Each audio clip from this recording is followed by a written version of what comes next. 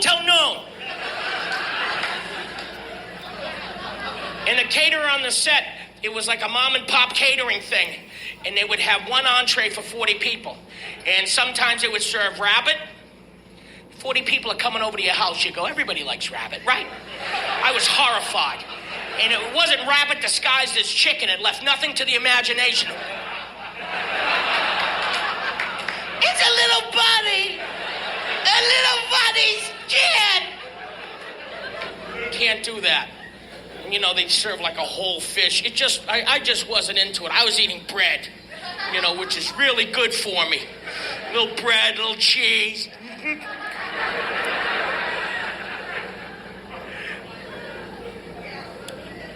We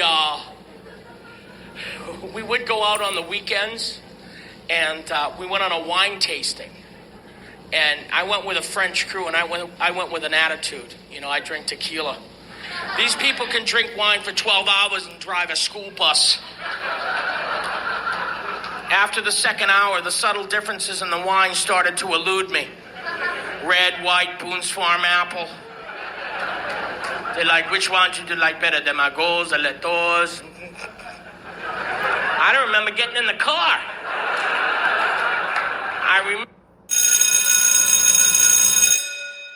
Good morning. It's Friday, Aristotle Friday, August the 18th, and this is The True Conservative.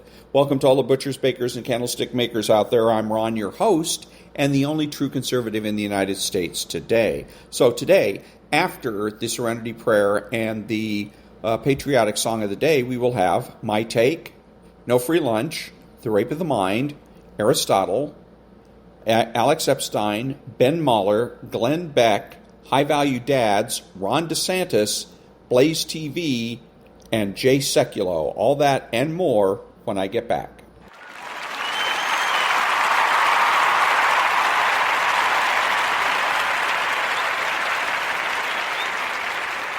God grant me the serenity to accept the things I cannot change, the courage to change the things I can, and the wisdom to know the difference.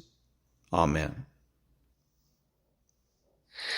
Oh, beautiful for spacious skies, for amber waves of grain, for purple mountain majesties above the fruited plain.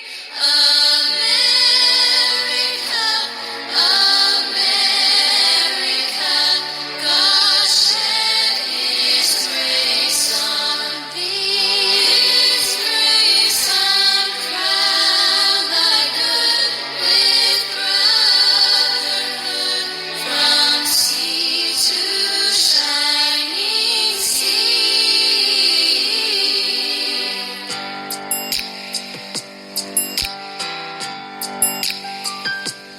Oh, beautiful for heroes proved in liberating strife, who more than self their country loved, and mercy more than life. America, America, they got the gold refined, till all success be nobleness, and every gain defined. Yeah, beautiful America, yeah.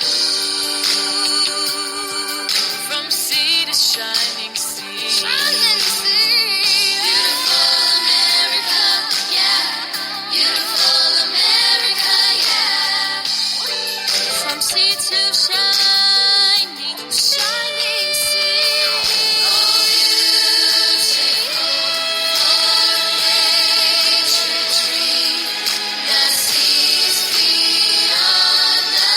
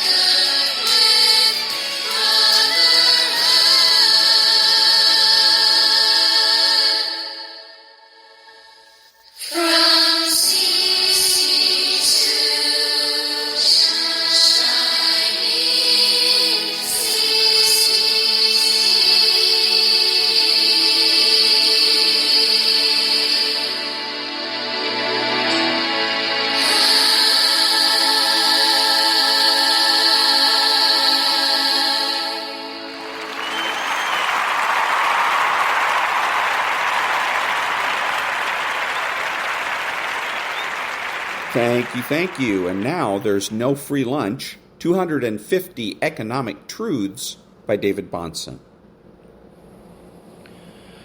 The creation of wealth is not simply a physical process and cannot be explained by a chain of cause and effect. It is determined not by objective physical facts known to any one mind, but by the separate, differing information of millions, which is precipitated in prices that serve to guide further decisions. F.A. Hayek. The complexity of prices is appreciated by the humble and ignored by the arrogant.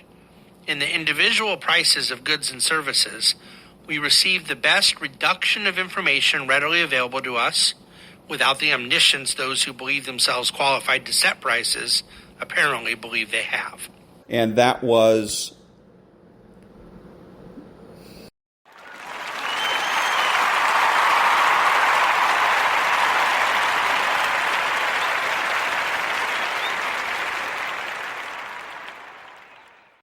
Thank you, and a quote from Ayn Rand. It is the fear of responsibility that prompts most people to adopt an attitude of indiscriminate moral neutrality. It is the fear best expressed in the precept, "Judge not, that ye be not judged." But that precept, in fact, is an abdication of moral responsibility. It is a moral blank check we give to others in exchange for a moral blank check that we expect for ourselves. There is no escape from the fact that we have to make choices. So long as we have to make choices, there is no escape from moral values. So long as moral values are at stake, no moral neutrality is possible. If we abstain from condemning a torturer, then we become an accessory to the torture and murder of the torture's victims. Unquote.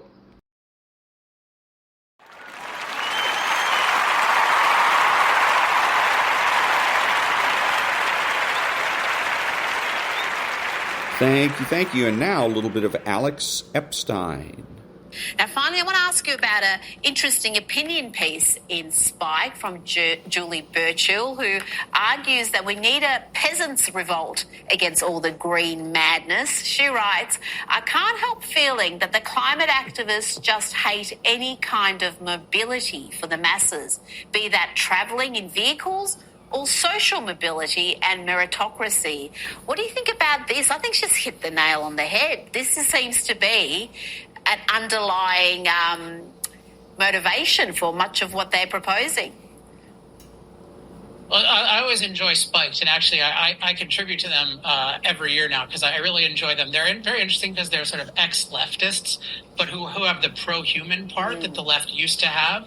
And one thing, and I like that they're kind of the old left was all about factories and industrialization and prosperity. And then it became clear that socialism doesn't get you any of those things. And the better people said, okay, we're not for socialism anymore. And the worse people said, no, we're for socialism, but we're gonna advocate rationing and suffering and quote, protecting the environment at human expense. So I like the feel of it. I would never call anyone peasants, but I do think they really hit the nail on the head in terms of all of these movements are movements against the typical person having a good standard of living. That's really what fossil fuels have brought, right? Rich people had a pretty good standard of living before fossil fuels. As Milton Friedman put it, they didn't have running water, but they had running servants.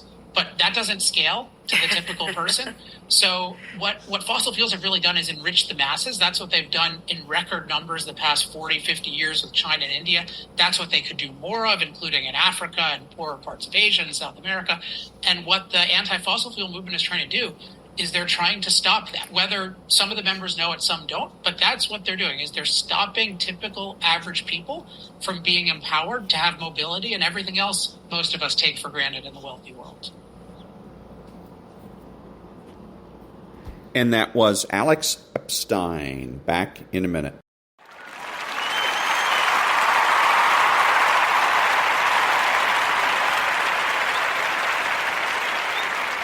Thank you. And now, Stuart-Varney's My Take.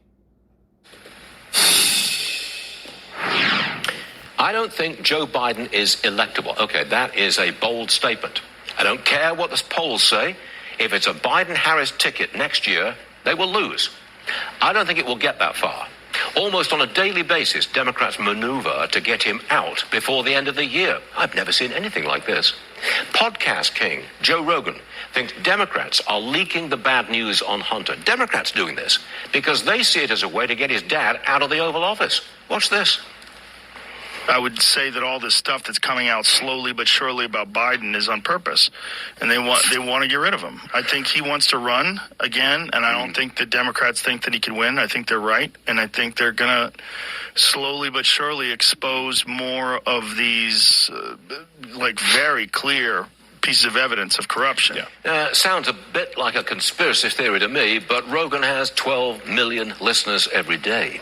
A Minnesota Democrat, Dean Phillips, has launched a very public campaign asking the president just, step aside.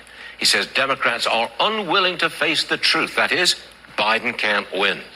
The Los Angeles Times floats the idea of getting Kamala Harris off the ticket by moving her to the Senate seat now occupied by the ailing Dianne Feinstein. That is a long shot, but it speaks volumes about the desperation the Democrats feel to change the ticket. And it is desperation. The president's cognitive decline seems to be speeding up, and we can all see it. He takes long vacations, calls an early lid very frequently, and sometimes just doesn't seem to be there. And look at this. More than half believe his signature, Bidenomics, has made things worse. The Democrats are anxious because the Biden-Harris ticket has loser written all over it. There's none so anxious as a political party heading for defeat. Think of it this way. How many voters will go for a candidate already struggling mentally and physically, keep him in the White House until he's 86, with a vice president who carries an even lower approval rating? It's not going to happen. The Biden-Harris ticket is not electable, and the Democrats know it. Second hour of Varney is just getting started. So, he's, again, making the mistake, but I'll say it again and again and again, of he's making the mistake of making predictions. Predictions are dead. What matters is value statements, not what is going to happen, but what should happen. And in this particular case, the question is, should Biden run again? And the answer is no, for obvious reasons. And it does. Who is it that deserves to have the White House? Who is it that deserves to have the nomination and deserves to be president? And there's only one person, and that's Donald Trump. Back in a minute.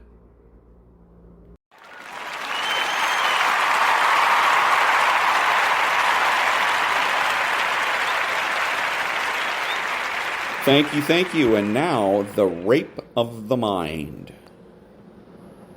Verbocracy and the semantic fog, talking the people into submission. After the First World War, we became more conscious of our attitude toward words. This attitude was gradually changing. Our trust in official catchwords and cliches, and in idealistic labels, had diminished. We became more and more aware of the fact that the important questions were what groups and powers stood behind the words, and what their secret intentions were. But in our easygoing way, we often forget to ask this question, and we are all more or less susceptible to noisy, oft-repeated words. The formulation of big propagandistic lies and fraudulent catchwords has a very well-defined purpose in totalitaria. Words themselves have acquired a special function in the service of power, which we may call verbocracy. The big lie and the phony slogan at first confuse and then dull the hearers, making them willing to accept every suggested myth of happiness. The task of the totalitarian propagandist is to build special pictures in the minds of the citizenry so that finally they will no longer see and hear with their own eyes and ears, but will look at the world through the fog of official catchwords and will develop the automatic responses appropriate to totalitarian mythology. The multiform use of words and double talk serves as an attack on our logic. That is, an attack on our understanding of what monolithic dictatorship really is. Hear the nonsense. Peace is war, and war is peace. Democracy is tyranny, and freedom is slavery. Ignorance is strength. Virtue is vice, and truth is a lie. So says the Ministry of Truth in George Orwell's grim novel, 1984. And we saw this nightmare fantasy come true when our soldiers, who had spent long years in North Korean prison camps, returned home, talking of totalitarian China with the deceiving cliche of the people's democracy. Pavlovian conditioning to special words forces people into an automatic thinking that is tied to these words. The words we use influence our behavior in daily life. They determine the thoughts we have. In totalitaria, facts are replaced by fantasy and distortion. People are taught systematically and intentionally to lie. Winnokur. History is reconstructed. New myths are built up whose purpose is twofold: to strengthen and flatter the totalitarian leader, and to confuse the luckless citizens of the country. The whole vocabulary is a dictated set of slowly hypnotizing slogans. In the semantic fog that permeates the atmosphere, words lose their direct communicative function. They become merely commanding signs, triggering off reactions of fear and terror. They are battle cries and Pavlovian signals, and no longer represent free thinking. The word, once considered the first token of free human creation, is transformed into a mechanical tool. In totalitaria, words may have a seductive action, soothing or charming their hearers, but they are not allowed to have intrinsic meaning. They are conditioners, emotional triggers, serving to imprint the desired reaction patterns on their hearers. Man's mental laziness, his resistance to the hard labor of thinking, makes it relatively easy for totalitarian dictator to bring his subjects into acceptance of the big lie. At first, the citizen may say to himself, "All this is just nonsense, pure double talk." But in the very act of trying to shrug it off, he's become subject to the power of the inherent suggestion. That is the trick of the double talk. Once a man neglects to analyze and verify it, he becomes lost in it and can no longer see the differences between rationale and rationalization. In the end, he can no longer believe anything, and he retreats into sullen dullness. Once the citizen of totalitaria has accepted the logic of his leaders, he is no longer open to discussion or argument. Alas, in our Western world, we often meet this evasion of semantic clarity. Let us not forget that the battle for words is part of the ideological Cold War in our world. Something has crept into our mechanized system of communication that has made our modes of thinking deteriorate. People too casually acquire ideas and concepts. They no longer struggle for a clear understanding. The popularized picture replaces the battle of the pros and cons of concepts. Instead of aiming at true understanding, people listen to thoughtless repetition, which gives them the delusion of understanding. Communication has an even more infantile, magic character for the citizen of totalitaria. Words no longer represent intelligible meanings or ideas. They bind the citizen of totalitaria to utter dependence on his commander, much as the infant is bound to the word pictures of his parent. And that was Verbocracy and the Semantic Fog. And that's exactly the kind of society that we're involved in now, and this is the way that our enemies are trying to subvert us and get us to submit, is with lots of words, manipulating words, migrant instead of illegal immigrant, etc. And that was the Rape of the Mind by Joost-meerlo, MD. Back in a minute.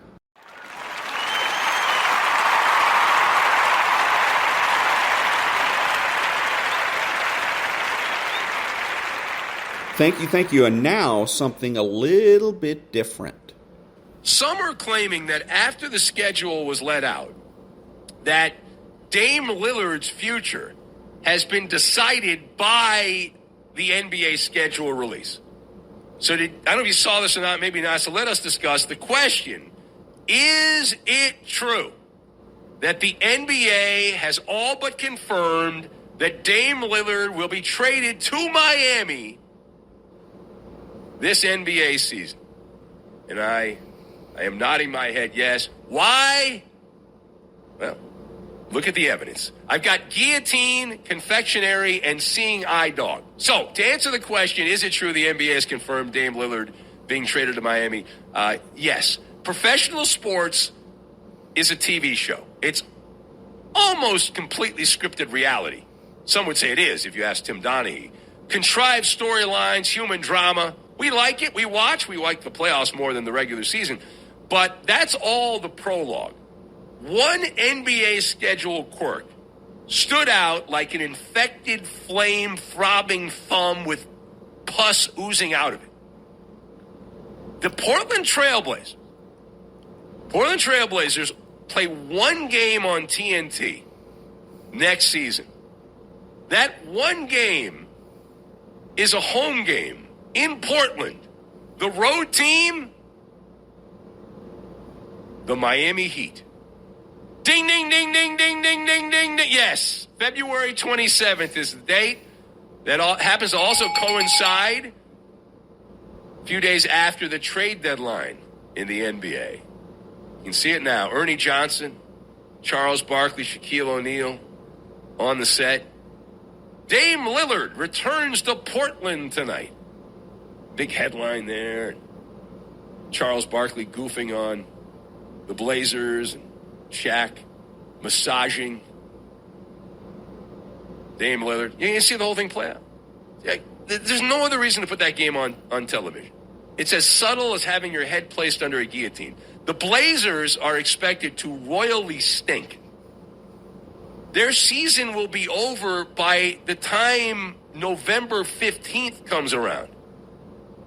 And you're going to put them on a national televised game in late February. Why would you do that? The only reason you would do that is for raw emotion. The schedule goons, the TV overlords, they expect the Dame train, choo-choo, to ride back down the Oregon Trail.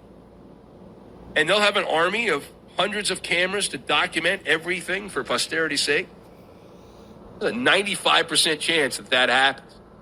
It's a dead giveaway. Again, dead giveaway in the schedule. Now, that was Ben Mahler from the Ben Mahler Show. A little bit of sports.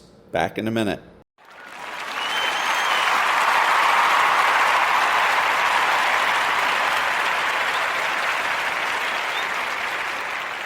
Thank you. And now, a little bit of Glen Beck, a man I really don't like except for his voice.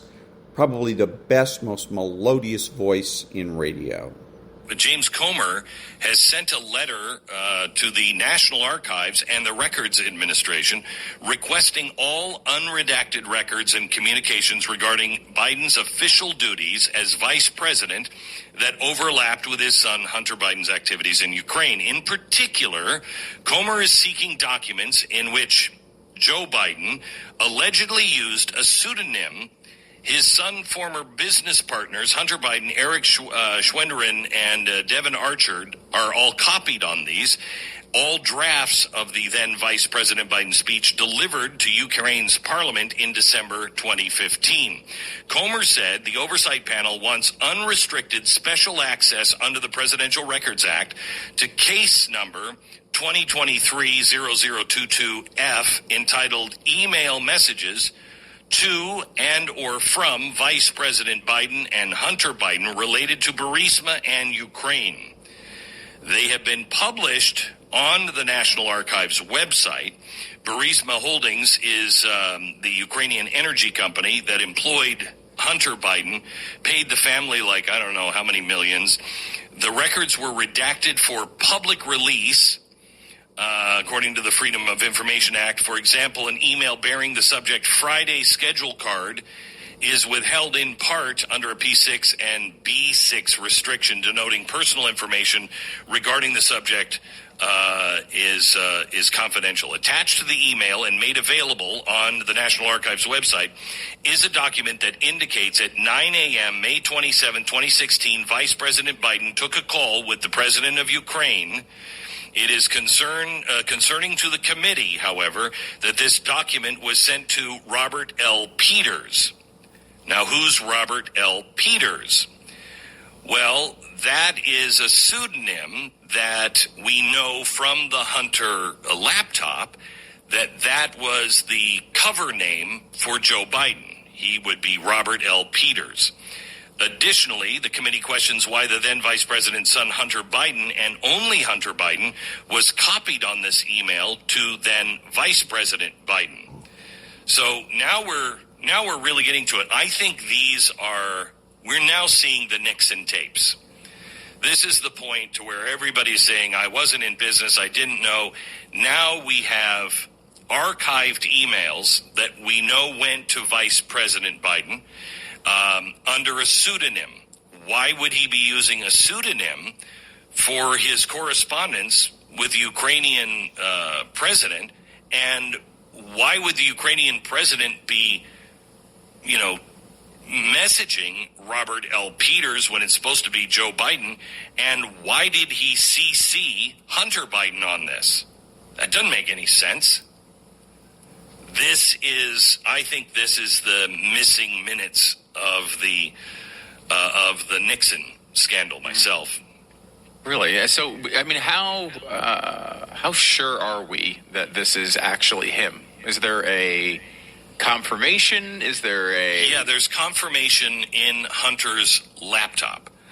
On Hunter's laptop in emails, he talks about his dad's pseudonym being Peters, Robert L. Peters. And so we know that's what Hunter said in emails. He referred to his dad as Robert L. Peters. Now we have an email going to the vice president as he was vice president, but sent to him under the pseudonym Robert L. Peters.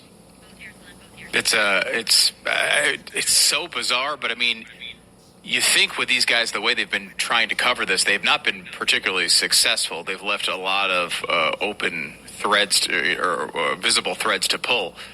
And as you go through all of these allegations, this would make sense, right? Like they keep saying, well, there's no evidence that ties this back to Biden, Joe Biden.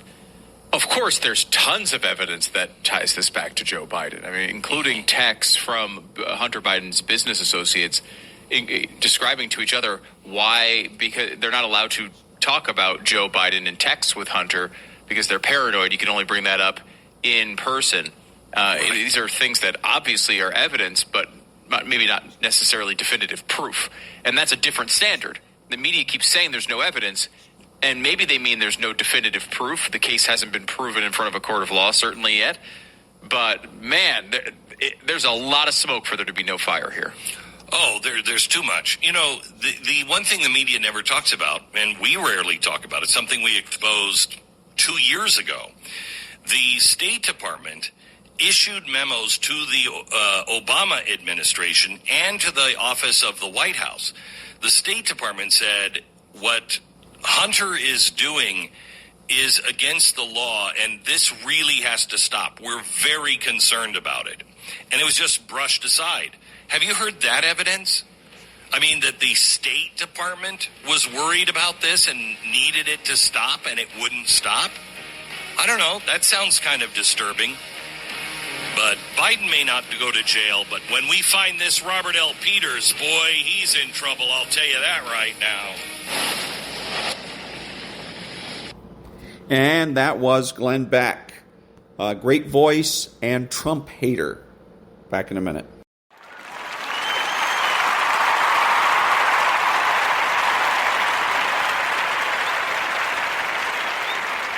Thank you. And now, something else that's a little bit different but relevant, and it is from an account on Twitter called High Value Dad. Not many good news stories begin in such a bad news way.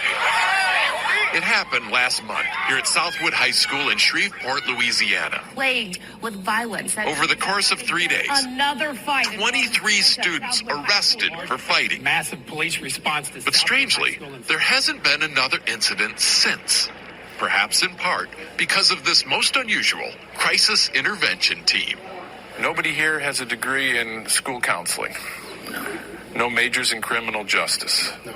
Your qualifications are? Well, Dad, we decided the best people who can take care of our kids are who? For us. What we do. So Michael Lafitte started Dads on Duty. We're out doing what we do for our babies. A group of about 40 Southwood dads who now hang out at the school in shifts. Let's go. Today, any negative energy that enters the building has to run a gauntlet of good parenting. What's going on, buddy? You moving fast. I like that horse. I immediately felt a form of safety. We stopped fighting. People started going to class. How could that be? You ever heard of a look? A look? Dads have the power to do that? Yes. Not many people know it, but yes. Let's go. But it's not just the firm stares and stern warnings. Let's make it to class, my son. It's also the dad jokes. They just make funny jokes like, oh, hey, your cereal's untied, but it's really not untied.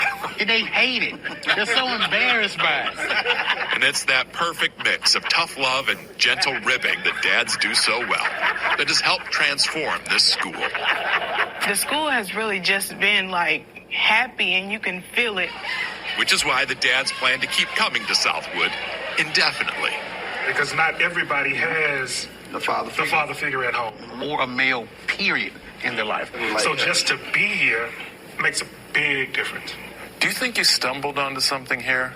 Absolutely. Absolutely. Have a good morning. They'd like to start chapters of Dads on Duty throughout Louisiana. What's up, baby boy? And hope to eventually take on the country. All right. Without a fight. Steve Hartman, on the road in Shreveport, Louisiana. And that was an account on Twitter called High Value Dad, but this was reported by CBS Evening News, and that kind of surprises me because, again, usually CBS Evening News is always wanting to push government programs, government control, government rights. Here's an example where the individual, again, an example where the individual makes a difference, as always. If we remember that not that we're in this together, but that we're in this joint and severally, we can't lose. Back in a minute.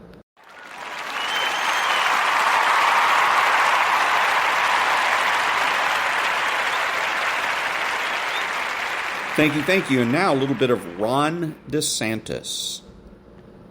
So we are going to authorize the use of deadly force against the cartels. If you have somebody coming in with the fentanyl on in the backpack, they even break through the border wall where there is wall. If they're doing that, that's the last thing they're going to be able to do, because we're going to leave them stone cold dead at the border. We're not putting up with it anymore.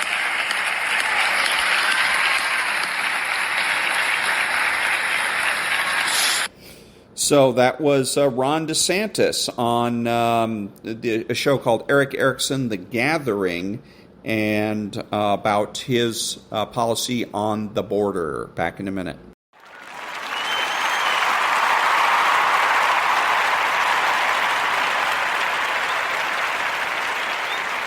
Thank you. And now, Blaze TV. Georgia State Senator Colton Moore has taken initial steps today towards impeaching Fulton County District Attorney Fannie Willis for her actions against former President Donald Trump. He wrote a letter to Governor Brian Kemp announcing an initiative to begin an emergency session to conduct an investigation into the actions undertaken by Willis. Of course, she is the one who had that grand jury indict Trump on 13 counts, questionable counts, I might add, perhaps an abuse of power, I might add. But I want to welcome State Senator Colton Moore to the program. Welcome to the program. I want to... thanks for having me. Yeah, I want to ask you, so you're calling for this investigation and an emergency legislative session. Is that how it's going to work? Right. So as a state senator, I have a job to do, and that's to take advantage of my position in the legislature. Well, we know in the presidential system of American government, the legislature has some amazing powers, some amazing checks and balances, the first of which is the power of the purse. My first objective is to defund this district attorney. We have a district attorney who is using my taxpayer dollars, my constituents, Georgians across the state, to take on political persecution, and to the tune of the death penalty. So, I mean, I'm not going to sit around while the former president could potentially be executed in the state of Georgia. Yeah. How hard of a road do you think that this will be? And by the way, I commend your actions. I think it's necessary, and I think we need more legislators who are willing to stand up and say this is enough. I certainly wish that the federal government, Congress, would follow in your footsteps and finally, having some balls and saying we're going to threaten to defund you. We're actually going to use the powers and the mechanisms that we have to do something about this abuse of power. How hard a road do you think that you will have to get some traction on this in Georgia? Well, unfortunately, Republicans are asleep at the wheel. And it's going to be pretty difficult if folks don't take advantage of their phones and start calling their senators and their representatives and take action themselves. You know, I talk to my fellow colleagues and everyone wants to kind of sit around and make a Facebook post or this or that. Well, that's not getting the job done. We have a job to do. We have a legislative authority to oversight judicial officers, executive officers. Now's the time to launch an investigation into her. And if the corruption shows to be true, it's time to impeach her. But so anyways, that's Blaze TV Georgia State Senator Colton Moore speaking to Sarah Gonzalez and about impeaching the lady that just went ahead and this district attorney that just indicted Donald Trump in Georgia. So, again, still a lot of talk, and I imagine that he's probably sending out fundraising emails because 90% of all this is about fundraising. So he's saying, well, you need to contact your representatives or get on the phone or whatever. What you really need to do, instead of saying let's rah-rah for this program, is just tell your representatives, explain to them that they're not going to get any donations from you until they show results. Results don't mean meetings. It does not mean investigations, endless investigations. It means that you're impeaching. If this guy wants to impeach the lady, impeach her. Create articles of impeachment right now. You don't need an investigation. Just write up the articles of impeachment. We've seen that done in the House of Representatives with Lauren Boebert. She did that. She did up articles of impeachment against Joe Biden. And so you can do that. So we tell them impeach the president, impeach his Mayorkas, who is his secretary of the border, and that type of thing. You're another mechanism is shutting off money to these various agencies. Do it today. And when you get those kinds of things done, you get the legislation passed to shut off money for the FBI and other agencies that are being weaponized. Then I will go ahead and consider giving you a donation. But the idea of donations on spec is dead. Back in a minute.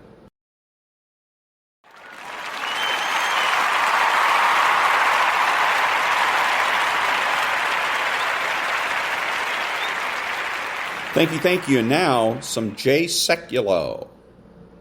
Folks, this is what I predicted at the Supreme Court of the United States on behalf of President Trump 3 years ago, and it's coming true now. Take a listen. The Second Circuit is wrong and should be reversed. If not reversed, the decision weaponizes 2,300 local DAs. An overwhelming number of them are elected to office and are thereby accountable to their local constituencies.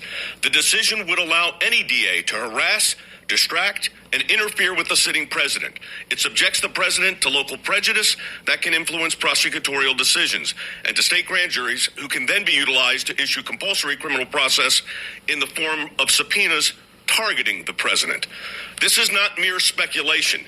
It is precisely what has taken place in this case. That's in New York. This is in Georgia. And it's the same thing. It's not just the president. It's the president and his lawyers. I'm incensed by this. This to me is disgusting. Lawyers in America should be up in arms. But they won't be.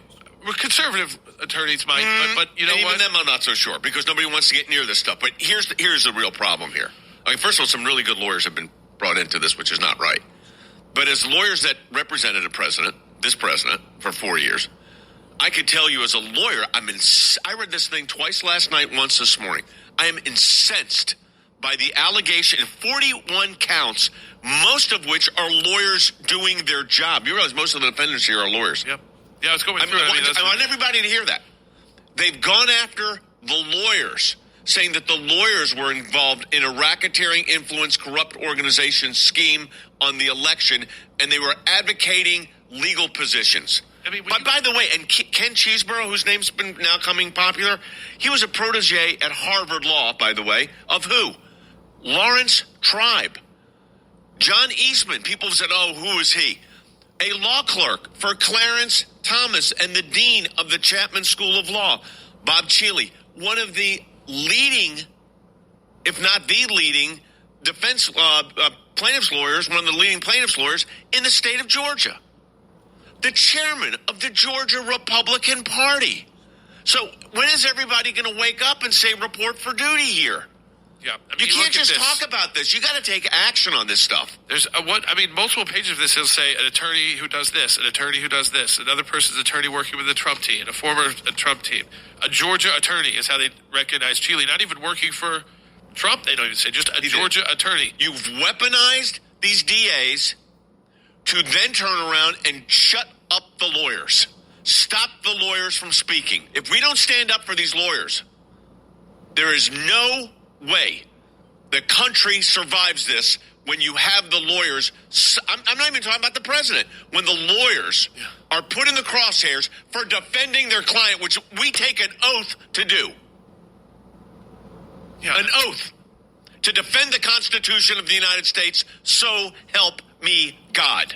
And they're saying you do that, you now are a racketeer, influence, and corrupt organization criminal.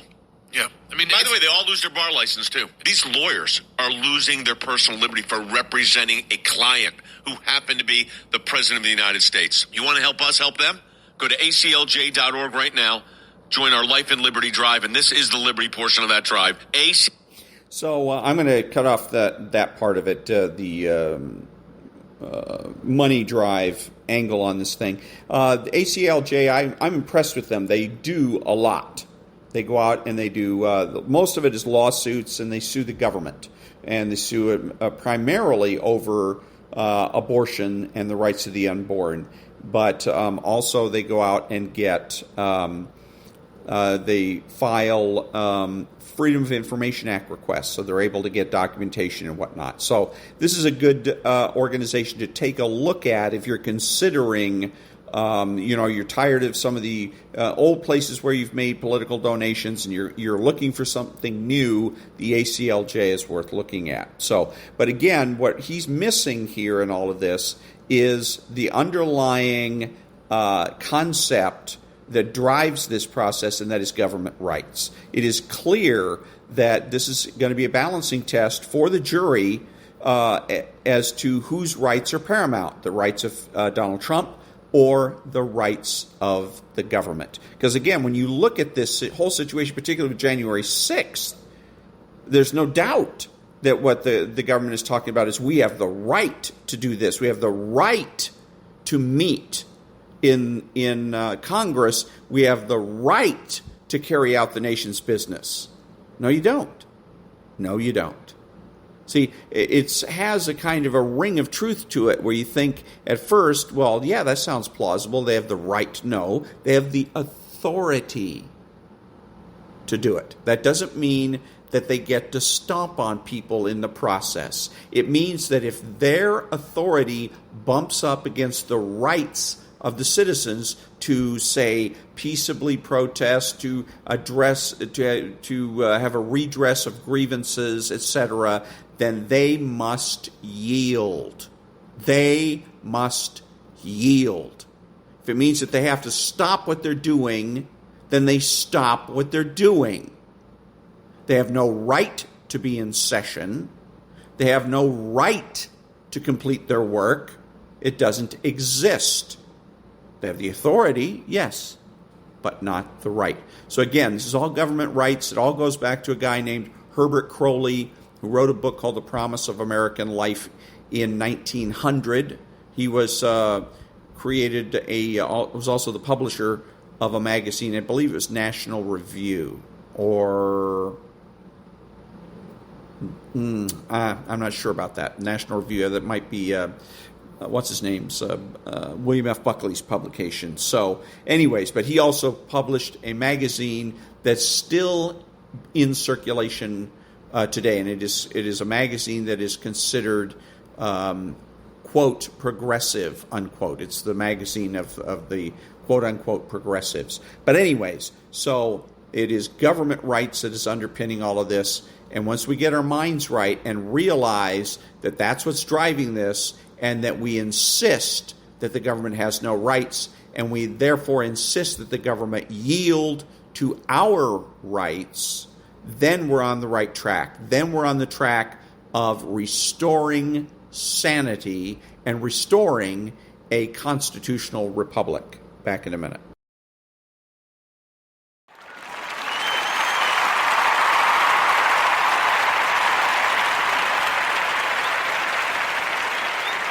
Thank you. And now, Aristotle for everybody. Chapter 10. Living, and living well. The younger we are, the more things we do aimlessly. If not aimlessly, then at least playfully. There is a difference between acting aimlessly and acting playfully. We act aimlessly when we have no end in view, no purpose. But when we behave playfully, we do have an aim, pleasure, the fun we get out of the game, or whatever it is we're playing. The pleasure we get from the activity itself is our goal. We have no ulterior purpose. That is purpose enough. Serious activity, as contrasted with playful activity, always has some ulterior purpose. We engage in the activity to achieve some goal, for which doing this or that is a means.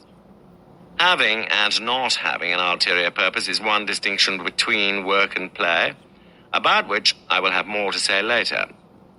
We all recognize that work is a serious activity, and that it is seldom as pleasant as play. The younger we are, the less likely it is that we will have a well-worked-out plan for living. When we are young, our goals are likely to be immediate ones, things to do, things to get. Things to be enjoyed today, tomorrow, or next week at the most. Having such goals is hardly a plan for living one's life as a whole. One's life as a whole is a very difficult thing to think about when one is young. As we get older, we become more and more purposeful. We also become more serious and less playful. That is generally true, but not true of everyone. There are exceptions.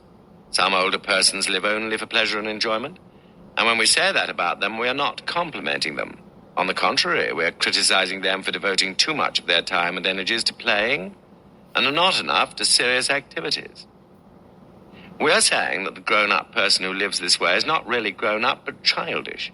It is all right for children to play a large part of the time, but not for mature men and women. As we grow older and more purposeful, less playful and more serious, we try to fit all our various purposes together into a coherent scheme for living. If we don't, we should. Aristotle tells us. We should try to develop a plan for living in order to live as well as possible. Socrates, who was Plato's teacher, as Plato was Aristotle's, said that an unexamined life is not worth living. Aristotle went further and said that an unplanned life is not worth examining. For an unplanned life is one in which we do not know what we're trying to do or why, and one in which we do not know where we are trying to get or how to get there. It is a jumble, a mess. It is certainly not worth examining closely. In addition to not being worth examining, an unplanned life is not worth living because it cannot be lived well. To plan one's life is to be thoughtful about it, and that means thinking about ends to be pursued and the means for achieving them. Living thoughtlessly is like acting aimlessly. It gets you nowhere. But Aristotle does not think it is enough to persuade you that you must have a plan for living in order to live well. He also wishes to persuade you that you must have the right plan. One plan is not as good as another. There are lots of wrong plans, but only one right plan. If you adopt one of the wrong plans, you will end up, Aristotle thinks, not having had a good life. To end up having had a good life, you must have lived it according to the right plan. The right plan? May be easy for Aristotle to persuade us that we ought to have a plan for living in order to live thoughtfully and purposefully. That's just common sense. But for Aristotle to persuade us that there is only one right plan that we ought to adopt is not so easy. If he can succeed in doing that, it will be another indication of his uncommon common sense. What can possibly make one plan for living right and all others wrong? To that question, Aristotle thinks there can be only one answer. The right plan is the one that aims at the right ultimate end, the end that all of us ought to aim at. That may be the answer to the question, but it leaves a further question unanswered.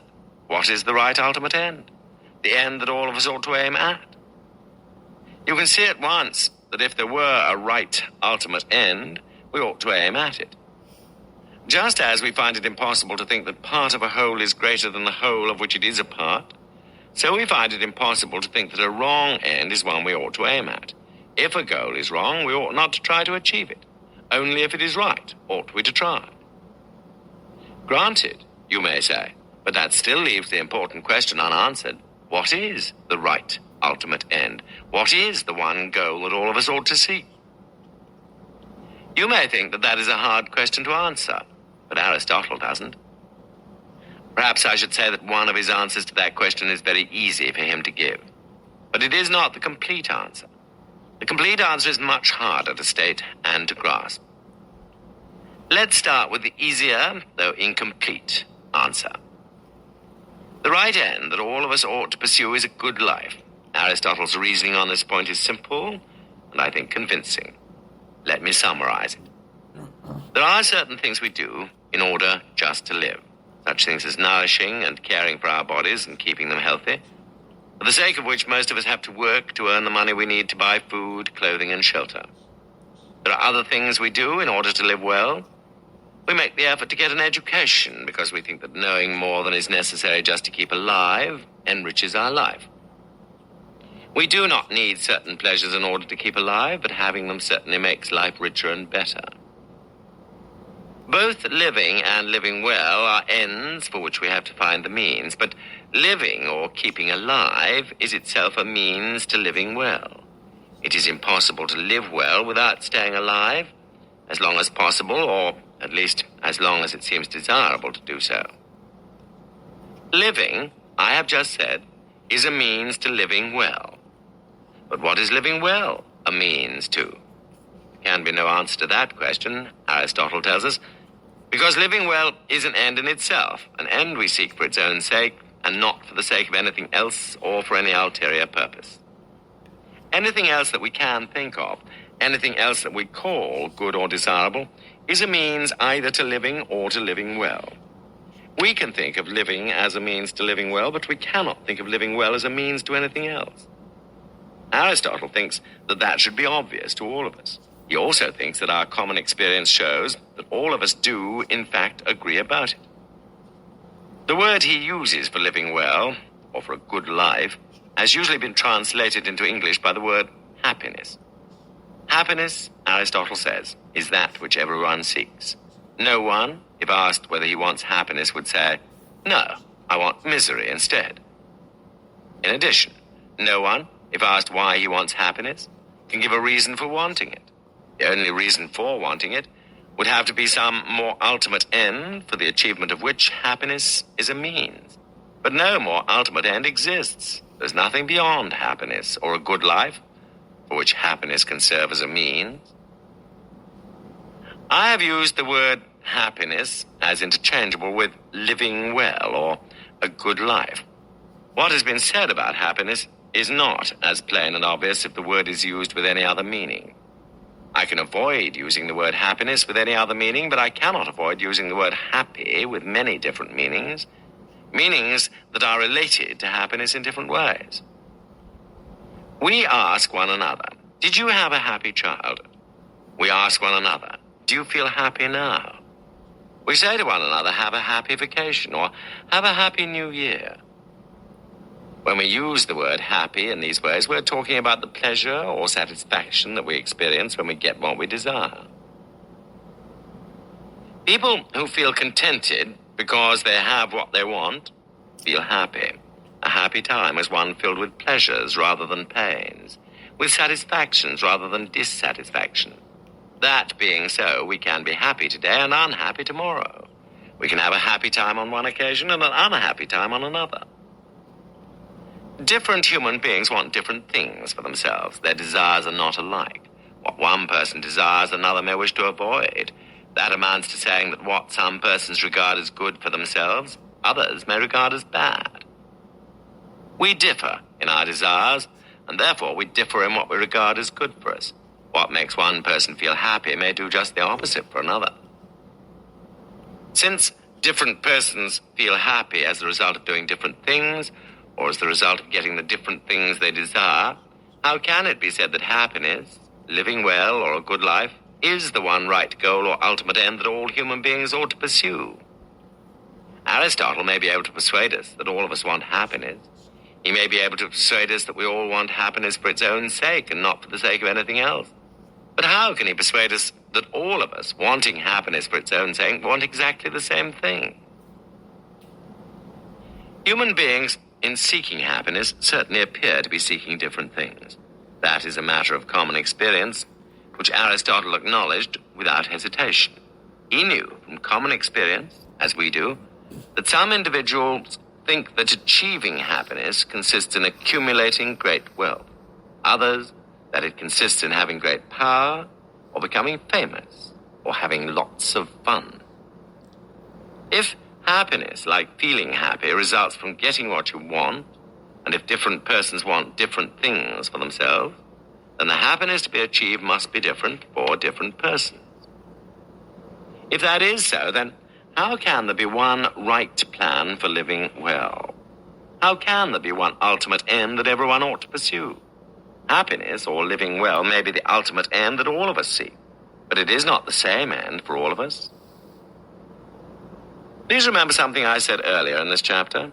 I said that there was an easy but incomplete answer to the question, what is the one right ultimate end that all of us should seek?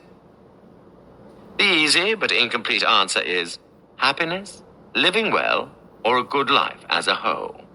To get at the complete answer, we must see if Aristotle can show us why living well, a good life, or happiness is the same for all of us. And that was Chapter 10 of Aristotle for Everybody, Difficult Thought Made Easy by Mortimer J. Adler. Back in a minute.